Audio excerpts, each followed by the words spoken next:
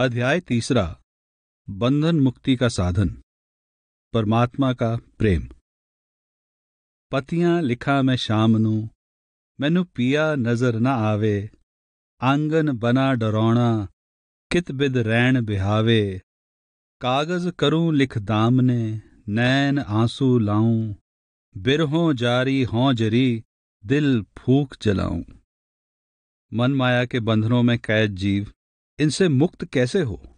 मौलाना आजाद रुबाइयात ए सरमद की भूमिका में लिखते हैं कि मादी बंधनों में जकड़ा हुआ मनुष्य इनसे छूट नहीं सकता जब तक इसके दिल पर कोई सख्त प्रहार न हो। शहद पर बैठी मक्खी बिना उड़ाए नहीं उड़ती। जब तक मनुष्य का दिल चोट ना खाए, ये संसार की लज्जतों को नहीं छोड़ता। ये चोट केवल प्रेम के हाथों से ही लग सकती है। प्रेम के फरिश्ते की प्रबल भुजाओं में वो शक्ति है कि उसकी तलवार का पहला वार ही खून के रिश्तों और सांसारिक प्रलोभनों की जंजीरों को टुकड़े टुकड़े कर देता है। आप प्रसिद्ध सूफी अत्तार के उद्धरण से कहते हैं कि काफिर यानी गैर मुस्लिम को कुफ्र और मोमिन यानी मुसलमान को दीन मुबारक हो। आशिक यानी प्रेमी को केवल प्रेम के दर्द की एक रत्ती ही काफी है। कुफर काफर रा व दीन दीदार रा, जर्रा ए दर्दे दिल अत्तार रा। कामिल पीरों, फकीरों, संतों महात्माओं ने मनुष्य जीवन का ये मौलिक भेद खोला है कि संसार और इसकी वस्तुओं व पदार्थों का प्यार मनुष्य को संसार और आवागमन के चक्र से बांधता है, पर परमात्मा और उसके नाम का प्यार उसको इन बंधनों से छुड़ाकर परमात्मा से मिलाता है। मनुष्य सांसारिक वस्तुओं व पदार्थों का शिकार है। संतान, धन, पद, सत्ता आदि हर प्रकार की सांसारिक तृष्णा का छोटा सा बीज एक बड़े वृक्ष को जन्म देता है। हर तृष्णा को पूरा होने के लिए दुखों और मुसीबतों के लंबे संघर्ष में से होकर गुजरना पड़ता है। अधूरी रह गई इच्छा अनेक क्लेशों और चिंताओं के कुएं में धक्का देती है, और पूरी हुई इच्छा अनेक प्रकार के बंधनों और जिम्मेदारियों को जन्म देती है। हर तृष्णा में से अन्य अनेक तृष्णाएं अंकुरित होती हैं, जो मनुष्य को बुरी तरह संसार से बांध देती हैं।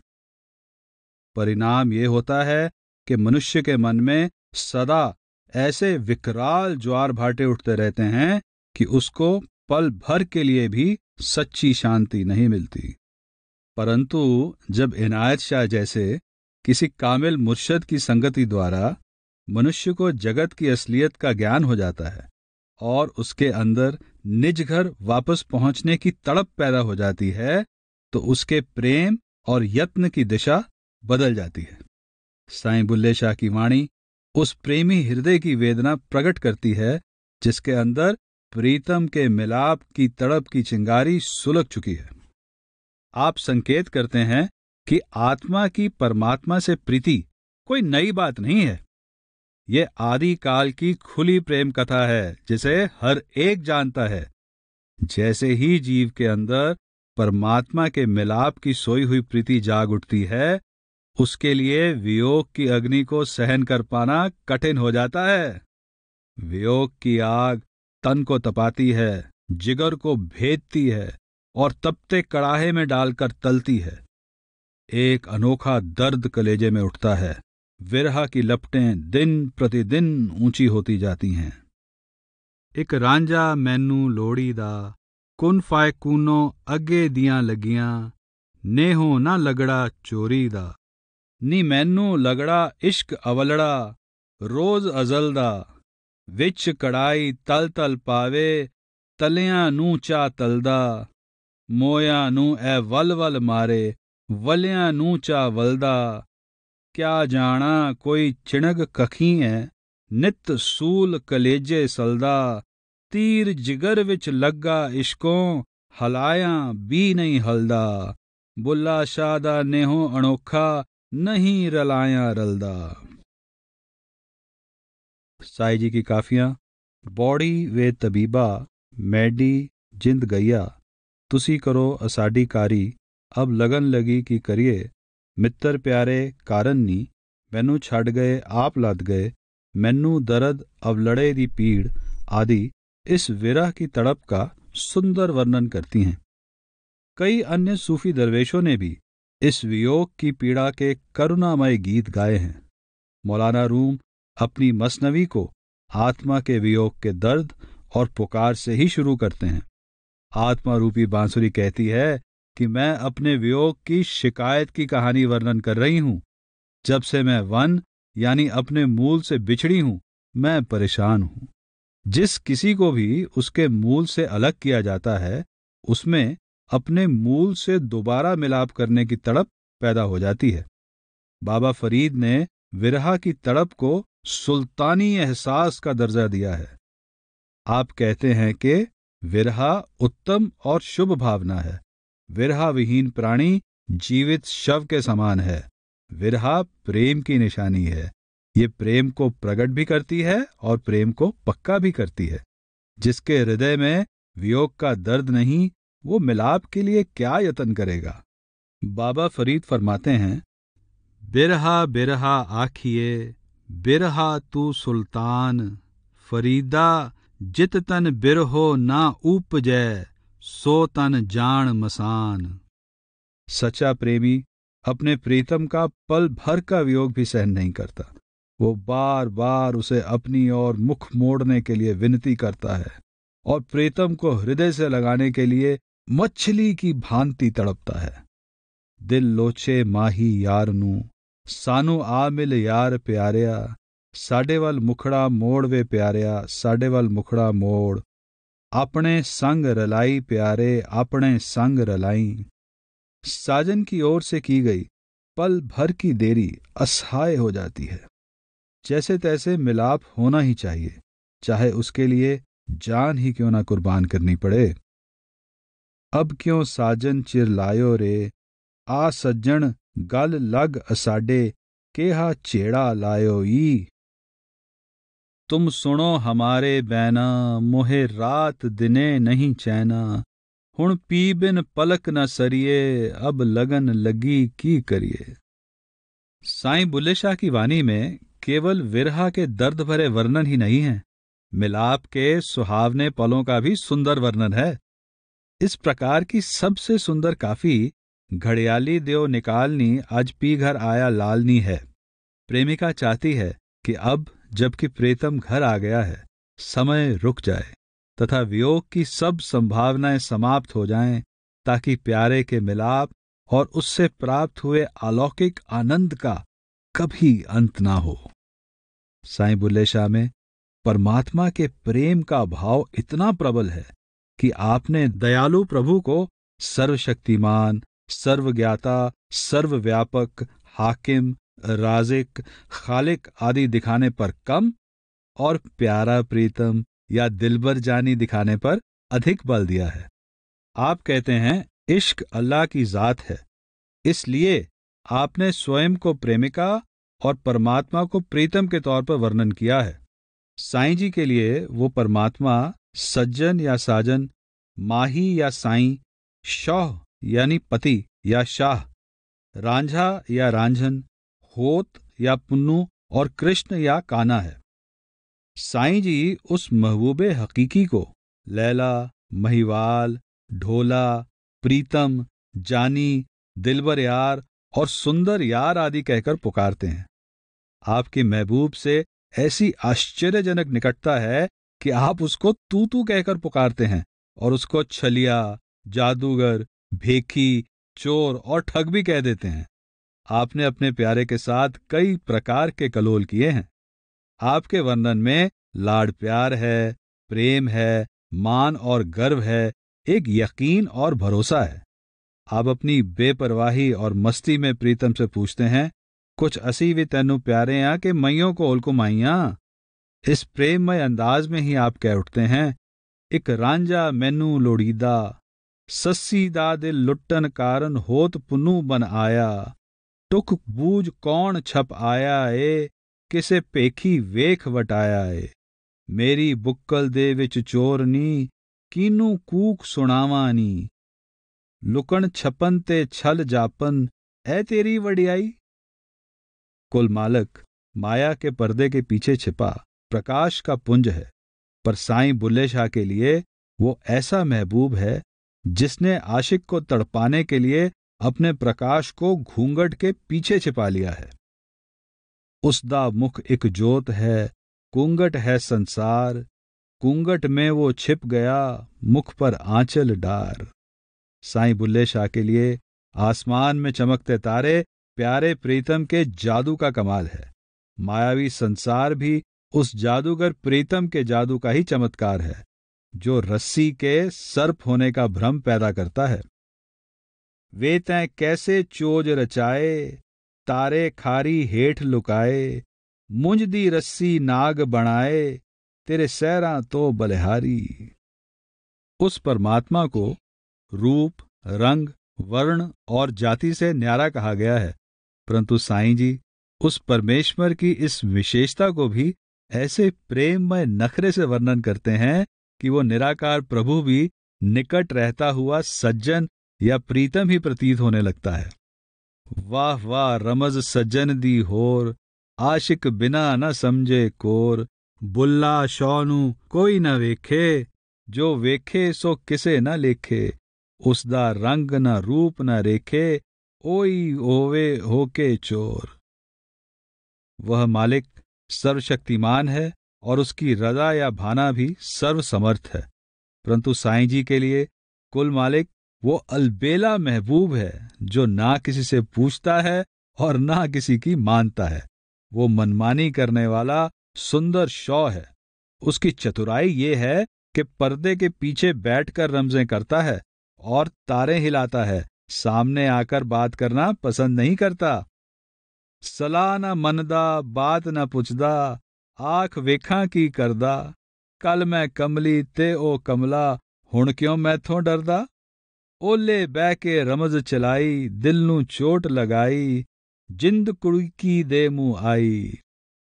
वत न करसां माण रंजेटे, यार दावे अड़िया में साईं जी ये विचार प्रकट करते हैं कि मनमर्जी करने वाले दिलबर की रमजों को समझ पाना असंभव है।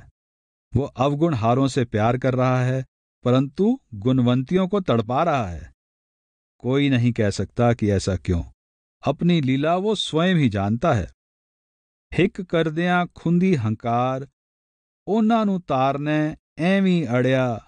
ਇੱਕ ਪਿੱਛੇ ਫਿਰਨ ਖੁਆਰ, ਸੜੀਆਂ ਨੂੰ ਸਾੜਨੇ ਐਵੇਂ ਅੜਿਆ।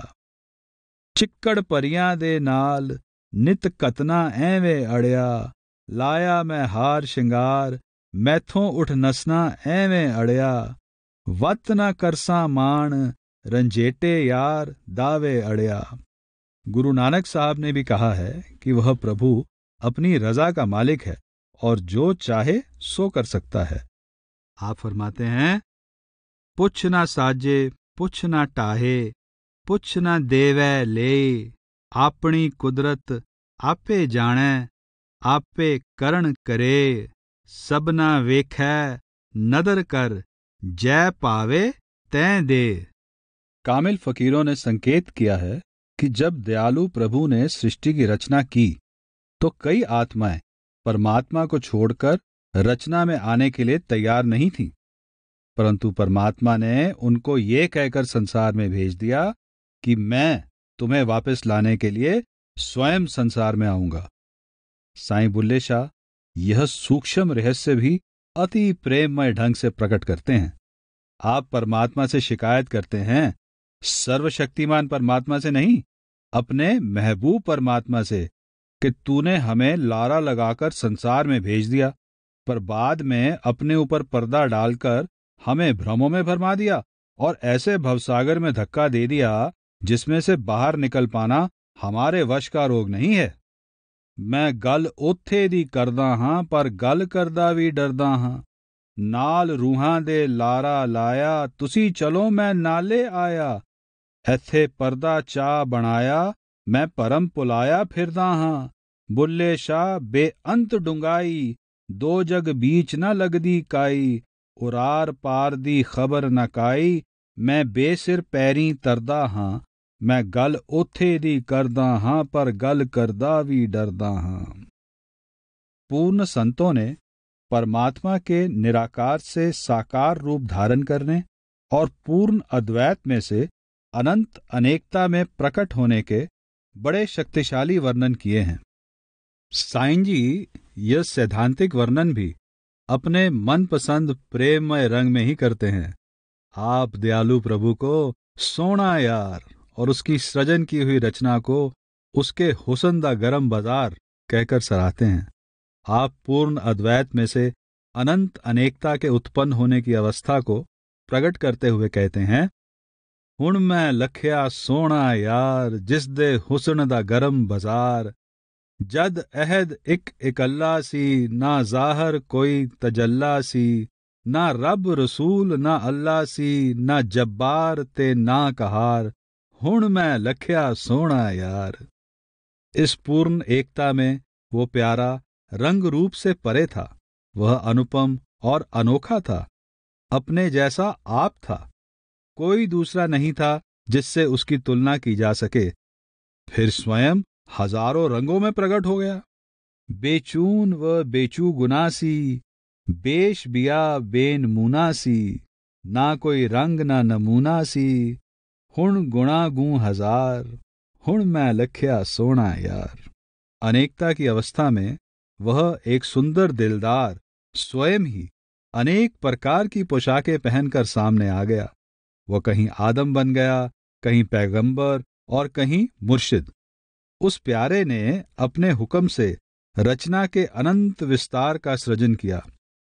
प्यारा पहन पोशाकां आया, आदम अपना नाम तराया, अहद तो बण अहमद आया, नबियां दा सरदार, कुन कहा फई कुण कहाया, बेचूनी से चूण बनाया, अहद दे विच मीम रलाया, तां कीता ऐड पसार, हुण मैं लखया सोना यार।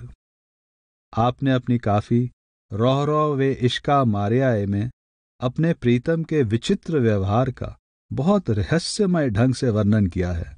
ईसा, राम, मूसा और कृष्ण में अपना प्रकाश रखने वाला भी वह प्रीतम है। जकरिया, सरमद, शमस्तबरेज और शाह शर्फ आदि के अंदर इश्के हकीकी के लिए कई प्रकार की यातनाएं सहने की शक्ति पैदा करने वाला भी वही प्यारा है। यूसुफ जुलेखा, लैला मजनू, सस्सी पुन्नू, हीर रांझा, मिर्जा साहिबा आदि में प्रेम की लौ जलाने वाला भी वही है। शैतान, नमरूद, फरऔन, हिरण्यकश्यप, रावण और कौरवों आदि में खुदी या अहंकार पैदा करके उनका नाश करने वाला भी वह प्रीतम प्यारा प्रभु ही है। संसार में जो कुछ हो रहा है उस प्यारे प्रभु का रंग बिरंगा नाटक है। आप कीनू ला मकानी दसदे हो, तुसी हर रंग दे विच वसदे हो काफी में भी संसार को प्यारे प्रीतम के प्रेम का खेल कहते हैं। कुन फयाकुन मैं आप कहाया, तैं बाजो होर केड़ा आया, इश्कों सब जहूर बनाया, आशिक हो के वसदे हो, किन्नू ला मकानी दसदे हो। साईं जी कहते हैं कि मेरा प्रीतम सबसे ऊंची और सबसे बड़ी सरकार है। देवी देवता, पीर पैगंबर आदि सब उस प्रीतम को दंडवत करते हैं, परंतु वो मेरा दिलजानी है। उसको रिझाने के लिए मुझे मस्जिद, मंदिर आदि में जाने की, व्रत या रोजे रखने की और वुजू करने या नमाज पढ़ने की आवश्यकता नहीं। मेरे मुर्शिद ने मुझे ये गूढ़ भेद समझा दिया है कि वह दिलजानी प्राण न्योछावर करने पर खुश होता है, इसलिए मैं उसे रिझाने के लिए, उस पर जान न्योछावर करने के लिए तैयार हो गया हूं। तजू मसीत, तजू बुतखाना, बरती रहा ना रोदा जाना, भुल गया वुजू नमाज दुगाना, तैं पर जान करा बलहार, पीर पैगंबर इसदे बरदे, इंस मलायक सजदे कर दे, सर कदमा दे उत्ते तर दे, सब तो वड्डी ओ सरकार। जो कोई उसनू लखया चाहे, बाज वसीले लखया ना जाए, शाह इनायत भेद बताए, तां खुले सब इसरार, हुन मैं लखिया सोना यार, जिस दे हुस्न दा गरम बाजार। परमात्मा का प्रेमी भक्त स्वयं को छोटा और उस सच्चे प्रेतम को बड़े से बड़ा समझता है, जिससे उसके अंदर सच्ची नम्रता पैदा हो जाती है, जो कामिल फकीरों का सबसे बड़ा आभूषण है। साईं जी एक सच्चे प्रेमी की भांति अपने विषय में नम्रता पूर्वक शब्दों का प्रयोग करते हैं। इना सबना थी है बुल्ला औगण हार पुराना, मैं चूह डेटड़ियां सच्चे साहब दी सरकारों, पैरों नंगी सिरों चंडोली, सुनेहा आया पारों। आप कहते हैं कि नेक और भजन सिमरन करने वाले मेरे सब साथी पार हो गए हैं, परंतु मेरे पल्ले कोई गुण या अच्छाई नहीं है। मुझे केवल अपने प्रीतम पर विश्वास है। अमला वालियां लंग लंग गईयां, साडियां लाजां साईं नूं। यदि वो प्रीतम मेरे कर्मों की ओर देखे तो मेरा कोई ठिकाना नहीं। मेरा एकमात्र सहारा उसकी दया मेहर है। अदल करें तां जा नहीं, काई फजलों बुखरा पावा, तुझ बाजों मेरा होर न कोई, केवल करूं पुकारों, बुल्ला शौ इनायत करके बुखरा मिले दीदारों। सूफी मत प्रेम और भक्ति का मार्ग है। यह परमात्मा या सद्गुरु के प्रेम के आधार पर खड़ा है। मंसूर कहता है कि अल्लाह की रूह इश्क है। परमात्मा ने आदम में अपने सब गुण पैदा किए ताकि वो उसके द्वारा स्वयं को प्यार कर सके। परमात्मा या सद्गुरु का प्रेम सूफी के ख्याल को हर ओर से हटाकर अपनी ओर मोड़ लेता है। शेख अबू सैयद कहते हैं कि सूफी मत एक और देखना और एक ही और जीना सिखाता है। होना तो ये चाहिए कि सूफी खुदा में इतना खो जाए कि उसके लिए परमात्मा के अतिरिक्त कोई दूसरा अस्तित्व ही ना रहे।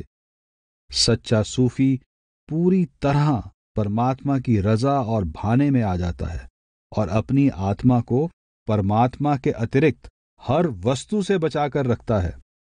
मौलाना शिबली कहते हैं कि मैं काबा को आग लगाना चाहता हूं ताकि लोग भविष्य में काबा के स्थान पर काबा के मालिक उस दयालु प्रभु की ओर ही ध्यान रखें। आप नरकों और स्वर्गों को जलाना चाहते थे ताकि लोगों का ध्यान इधर से हटकर केवल परमात्मा की ओर हो जाए। राबिया बसरी चाहती थीं कि नरक और स्वर्ग जलकर राख हो जाएं ताकि लोग स्वर्गों के लालच या नरकों के डर के स्थान पर केवल परमात्मा के लिए ही परमात्मा को प्यार करें। वो कहा करती थी, हे खुदा, यदि मैंने तुझे स्वर्गों के लालच के कारण प्यार किया है तो मुझे इनसे दूर रखना। यदि मैंने तुझे नरकों के भय के कारण चाहा है तो मुझे नरकों की आग में जलाना। परंतु यदि मैंने तुझे तेरे लिए प्यार किया है तो मुझे अपने प्रकाश से वंचित न रखना। फकीरों को काबा या स्वर्ग नरक क्या जलाने हैं, ये तो उनका बात समझाने का नाटकीय ढंग है। परंतु क्या ये आश्चर्यजनक बात नहीं कि बाहरी पूजा स्थलों की बात तो क्या करें, शरीर को सच्चा काबा मानने वाले लोग भी इस नश्वर देह के प्रेम में इस प्रकार खोए हुए हैं कि उनका इसके अंदर बैठे दयालु प्रभु के प्रेम की ओर ध्यान ही नहीं जाता। सूफी दरवेश अबुल मजद मजदूद सनाही कहते हैं, हे खुदा, मैं तेरा प्यार और केवल तेरा प्यार मांगता हूं। यदि मेरे भाग्य में दुनिया की दौलत नहीं है तो ना सही, क्योंकि दुनिया और परमात्मा का प्रेम इकट्ठे नहीं चल सकते। कामिल फकीरों ने आत्मा और परमात्मा के प्रेम को प्रकट करने के लिए दो प्रकार के चिन्ह या अलंकार चुने हैं, जिनके लिए विशेष ध्यान की आवश्यकता है। पहले प्रकार के चिन्ह प्रकृति में से चुने गए हैं। कमल और सूर्य, कमल और जल, चांद और सागर, धरती और जल, चकवी और सूर्य, चांद और चकोर, पपीहा और वर्षा, पतंगा और ज्योति, भंवरा और फूल, मछली और सागर आदि के द्वारा इस प्रीति को दिखाने की कोशिश की है। इन चिन्हों से पता चलता है कि यह प्रीति जितनी स्वाभाविक है उतनी ही प्रबल भी है। इन सब रिश्तों में प्रीति ना कर पाना प्रीति करने वाले के वश से बाहर की बात है। दूसरे ऐसे चिन्ह हैं जो मानवीय संबंधों जैसे पिता पुत्र, माँ बेटा, सेवक स्वामी, पति पत्नी और प्रेमी प्रेमिका के प्यार पर आधारित हैं। इनमें सबसे अधिक प्रयोग पति पत्नी के चिन्हों का हुआ है। इस प्रीति में ये भाव छिपा हुआ है कि मायके का व्यवहार ससुराल के आचार व्यवहार से बिल्कुल भिन्न है। ससुराल में सबको पसंद आने के लिए मायके का मोह त्यागना पड़ता है और दूसरी हर प्रकार की प्रीति को अपने पति या कंत की प्रीति में बदलना पड़ता है। स्त्री जितना अधिक पति के प्रेम में लीन होती है उतनी अधिक वो दूसरे हर प्रकार के मोह के बंधनों से आजाद होती जाती है। यही काम आत्मा का परमात्मा के प्रति सच्चा प्यार करता है। संत नामदेव जी फरमाते हैं कि परमात्मा के प्यार में जीव को संसार के मोह से छुड़ाने की स्वाभाविक शक्ति है। नामे प्रीति नारायण लागी, सहज सुभाई पयो बैरागी। यही कारण है कि कामिल फकीरों ने हठ मार्ग, कर्म मार्ग या ज्ञान मार्ग के स्थान पर प्रेम मार्ग को ईश्वर प्राप्ति का एकमात्र सच्चा साधन माना है। सब गुणों और विशेषताओं की खान परमात्मा का सच्चा और निर्मल प्रेम है। प्रभु के प्रेम की जड़ के बिना नेकी और सदाचार के पेड़ में कभी भी सुंदर, सुहावने, मीठे और प्यारे फल फूल नहीं लग सकते। प्रेम की कमी किसी दूसरी वस्तु से पूरी नहीं हो सकती। जीवन की हर कमी की औषधि प्रेम है, परंतु प्रेम की कमी की दवाई प्रेम के सिवाय और कुछ नहीं। प्रेम से उत्पन्न करनी में प्राण होते हैं, रस होता है, आनंद और प्रसन्नता होती है। प्रेम विहीन और बुद्धि प्रधान कार्यों में ना कोई गुण होता है और ना उपकार। प्रेममय कार्य ही सही अर्थों में गुणकारी होता है। प्रोफेसर पूरन सिंह कहते हैं कि प्रभु प्रेम के बिना कला और धर्म दोनों का जन्म लेना असंभव है। जब प्रभु प्रेम हमारा साथ छोड़ जाता है तो धर्म, सदाचार, दान पुण्य, लोक सेवा, गिरजाघरों, मंदिरों, मस्जिदों, अस्पतालों और अनाथालयों का रूप धारण कर लेता है। सच्चे प्रेम को इस प्रकार की बैसाखियों के सहारे चलने की आवश्यकता नहीं होती। नस्लों और कौमों के बनने के दर्शन उस समय ही होते हैं जब आंतरिक प्रेम के स्रोत सूख जाते हैं। रोगी और निर्बल आत्मा को ही जीवित होने का स्वांग करने के लिए सिद्धांतों और दर्शन शास्त्रों के सहारे की जरूरत होती है। जब अंदर प्रेम की सांस चल रही हो तो तत्व ज्ञान की कोई आवश्यकता नहीं। जब तक हृदय में दैवी प्रेम की लौ नहीं जलती, सब नियम या सिद्धांत ताप हैं, चेचक हैं, महामारी हैं। यही कारण है कि संतों महात्माओं, गुरुओं पीरों ने रूहानियत के पौधे को कर्म, हठ और ज्ञान के मरुस्थल में से निकालकर प्रेम की सुंदर, सुहावनी, रमणीक और रस भरी घाटी में लाकर रोपा है। इसलिए संत नामदेव, बाबा फरीद, गुरु नानक देव आदि संतों, भक्तों, सूफी फकीरों और गुरुओं ने आत्मा और परमात्मा के संबंधों को पति पत्नी, प्रीतम और प्रेसी के सरस और सजीव संबंध के माध्यम से प्रस्तुत किया है। इन सब पूर्ण पुरुषों की वाणी, उपदेश और करनी का धुरा प्रेम है। इन सब की विचारधारा का सार प्रेम है। ये महात्मा समझाते हैं कि प्रीतम के प्रेम और इस प्रेम से उत्पन्न स्वाभाविक भय से सजी हुई आत्मा ही सच्ची सुहागिन है और वही प्रीतम से मिलाप कर सकती है। आदि ग्रंथ में फरमाया गया है, पैकियां दे सलाइयां, नैणी पाव का कर सिंगारो, तां सोहागण जानिए, लागी जा सौ तरे प्यारो। सच्चा प्रेम प्रेमी को पूरी तरह महबूब पर आश्रित कर देता है।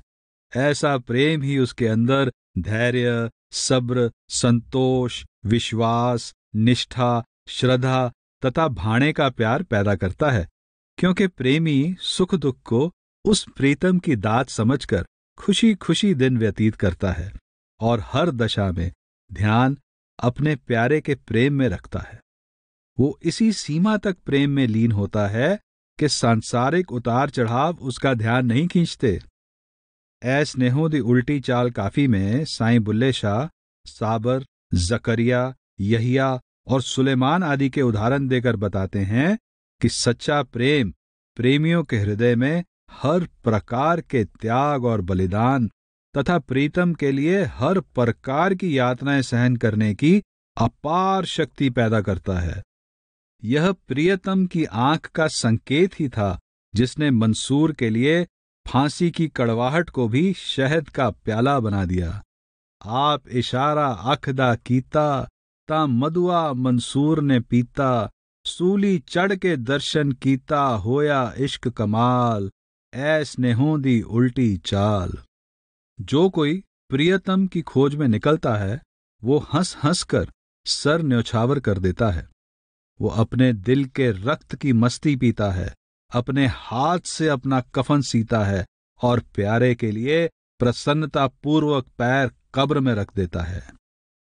साजन की पाल सर दिया, लहू मद अपना पिया, कफन बाहों से सी लिया, लहद में पा उतारेगा, बुल्ला शौ इश्क है तेरा, उसी ने जी लिया मेरा, मेरे कर बार कर फेरा, वेखां सिर कौन वारेगा। जे कोई इश्क विहाजिया लोड़े, सिर देवे पहले साईं नू, कदी आमिल बिरह सताई नू। द्वैत के पर्दे चीरकर अद्वैत में पहुंचाने वाली शक्ति प्रेम है। प्रेमी अहम को प्रीतम के प्रेम में इस प्रकार मार डालता है कि उसके रोम रोम से पिया पिया की पुकार निकलती है। इश्क की तेग से मुई, नहीं वो जात की दुई, और पिया पिया कर मुई, मोया फिर रूह चितारेगा। यह प्रेम उसके अंदर क्षमा, नम्रता और सहनशीलता उत्पन्न करता है, क्योंकि उसको प्यारे प्रीतम द्वारा सृजन की गई सृष्टि भी प्यारी लगती है। ये प्रेम ही उसको ऊबड़ खाबड़ रास्ते तय करने और तलवार की धार पर चलने की शक्ति प्रदान करता है। ये प्रेम ही उसकी खोज को निरंतर बनाता है और मार्ग की कठिन घाटियों को पार करते हुए मंजिल तक पहुंचने की शक्ति प्रदान करता है। सच्चा प्रेम प्रेमी को अपनी बल बुद्धि, अक्ल चतुराई का त्याग करके पूरी तरह से प्रियतम की शरण में आने का ढंग सिखाता है। इन गुणों पर प्रसन्न होकर प्रियतम स्वयं ही अपने प्यारे को अपने साथ मिला लेता है। साईं बुल्ले शाह ने इसको आशिक ने हर जीता का नाम दिया है। सच्चा प्रेमी प्रियतम के ध्यान में इस प्रकार खो जाता है और वो अपने अहम और अलग अस्तित्व को इस प्रकार प्रीतम में मिटा देता है कि वो साक्षात प्रियतम का ही रूप हो जाता है। हुन मैनू मजनू आखो ना, दिन दिन लैला हुंदा जां, डेरा यार बनाए तां, ऐ तन बंगला बनाया ए।